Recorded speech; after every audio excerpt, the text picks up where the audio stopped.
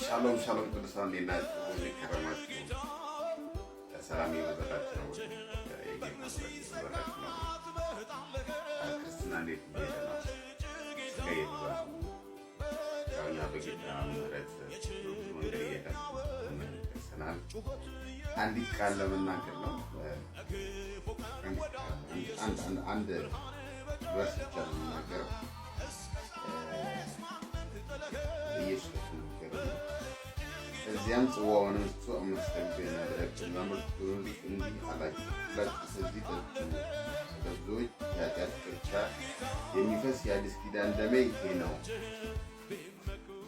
ስለ ብዙዎች የሚፈሰው የአዲስ ኪዳን ደሜ ይሄ ነው እና አዲስ ኪዳን ክርስቶስ ነው።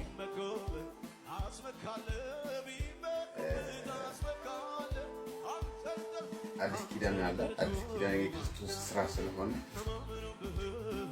የክርስቶስ ስራ ነው። አዲስ ኪዳን ስለ አዲስ ኪዳን ኮምፕሮማይዝ የሚደረግ ነገር ስላየው ነው። ኮምፕሮማይዝ ለማድረግ በሌላ መንገድ ለማስታረቅ የተሞከረ ስለሆነ ነው። አዲስ ኪዳን ክርስቶስ ስለሆነ የክርስቶስ ስራ ነው ለእኛ አዲስ ኪዳን። ስለ አዲስ ኪዳን የተሰለ ክርስቶስ ስለሆነ የክርስቶስ ስራ በእምነት መቀበል የዘላለም ሕይወት እናገኛለንና በክርስቶስ ከዳንም በኋላ ነው በመንፈስ ፍሬ የምንገለጠው። አንዳንዴ ለምን ፕሮቴስታንቶችን እምነት ብቻ ላይ እናተኩራላችሁ የሚባል ፕሮቴስታንት እምነቱ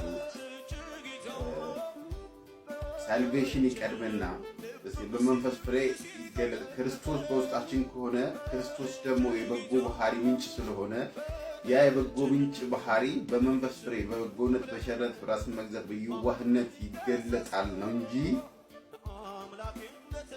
ግን ሳልቬሽን ነው የሚቀርበው። ድህነት ከክርስቶስ ውጭ የሆነ ማንኛውም ስራ አያጸድቅም። ለዚህ ድህነት በክርስቶስ ነው። ምንድነው? የክርስቶስ ስራ በእምነት በመቀበል ነው ድህነታችን የሚፈጸመው። ግን ከዳንም በኋላ የክርስቶስ መንፈስ በእኛ ውስጥ በጎነትን አልፎ እንድንሰራ ያደርገናል ማለት ከዳንም በኋላ የመንፈስ ፍሬ ይገለጥብናል ማለት ነው።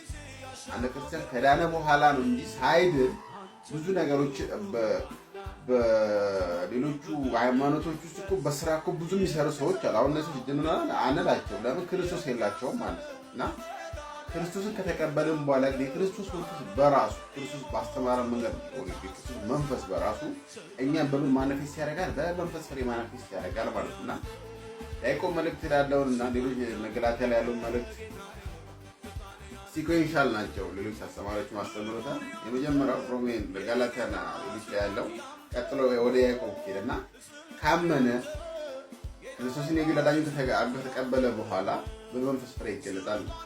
አንዳንዴ ፕሮቴስታንቶችን እምነት ብቻ ብላችሁ ነው አሁን አንድ በቀደም የሆነ ልጅ ኬስ ያደርግ አይቻለሁ። ከሁለቱም አይደለም ምናምን የክርስትና ሃይማኖት ወይ ደግሞ የፕሮቴስታንት ሃይማኖት ሳልቬሽን አስቀድሞ ሳልቬሽን በእምነት ይገለጣል የሚለው እንጂ ወይ ደግሞ ሰውየውም ሲናገር አገልጋዩም ሲናገር የተናገረው ሰፊው ኮንቴክስት ነው የተናገረው። ያማ እምነት ሲል አምኖ ይሰራ ነው የሚለው እንጂ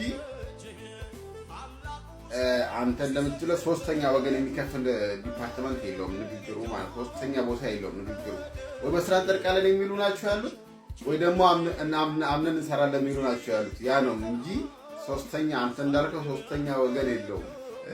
ንግግሩ በራሱ ሶስተኛ ዲፓርትመንት ሶስተኛ ዲቪዥን የለውም። እና ክርስትና የሚለው አምነህ ትሰራለህ ነው። እምነት ይቀድማል፣ ሳልቬሽን ይቀድማል ነው። ወሳንተ የሚለው ሳልቬሽንና ክራይስትን ከተቀበልክ በኋላ ክራይስት በማኒፌስት ያደርጋል፣ በበጎ ስራ ማኒፌስት ያደርጋል ማለት ነው። እና አዲስ ኪዳን ክርስቶስ ስራ አክኖሌጅ ማድረጉ ላይ ነው። አክኖሌጅ አድርገህ ስራው አልቆልሃል። ስራው መስቀል አልቋል። ያለቀ ስራ ነው ምብዣ። ግን አንተ ደግሞ ምን ታደርጋለህ? ስትኖር በምድር ላይ ባለህ እድሜ ስትኖር ያ የተወጀህበት መንፈስ የተወጀህበት ስራ ወደ ምን ያዘሃል?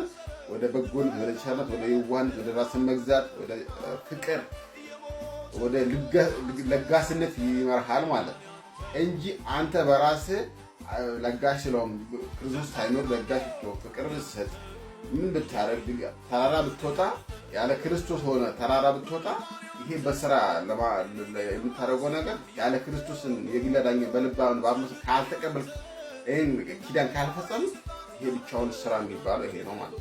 ክርስቶስን ግን በልባን በአፍ መስከር ከአምነ ከጸደቅ በኋላ ያለው ሂደት መንፈሱ የክርስቶስ መንፈስ ያለቀልን ስራ ክርስቶስ ለኔ ሞቶልኛል፣ ኃጢአቴን ወስዶልኛል፣ በሱ አምናለሁ፣ በስተቀለው እሱ ለኔ ያፊ ጠበቃ ነው ብለህ ካመንክ በኋላ ክርስቶስ በአንተ ውስጥ ሆኖ ይሰራል ማለት ነው እንጂ ሌላ ሶስተኛ ወገን የለበቀ እኔም የገባኝ ይሄ ነው። ሁለት ሃይማኖት ነው ሊጨፈለቅ የሚወጣው ወይ በስራ እንጠርቃለን ወይ አምነን በክርስቶስ እንድናለን የሚሉ ናቸው ያሉት ማለት ነው። እኔ የገባኝ አመሰግናለሁ።